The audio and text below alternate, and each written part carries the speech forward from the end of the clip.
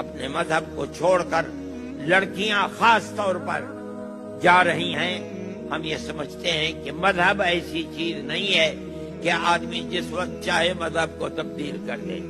ہمارا یہ ماننا ہے کہ اگر ماں باپ کو فکر ہے، قوم کو فکر ہے اپنی آنے والی نسل کا، تو اس کو یہ چاہیے کہ اہل ثروت کی کمی نہیں ہے.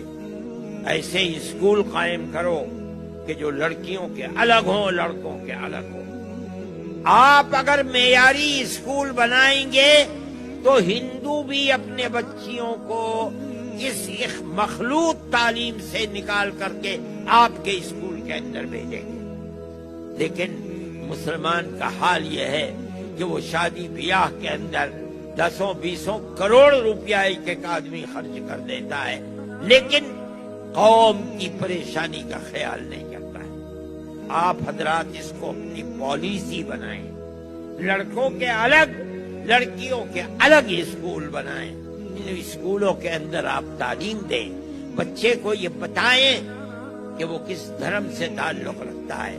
اگر ہندو ہے اس کو وہ بتائیے، اگر مسلمان ہے اس کو وہ بتائیے، اور اس کے بعد اس کو تعلیم دیجیے، مخلوط تعلیم نہیں، تاکہ آپ کی آنے والی نسل محفوظ رہ سکے.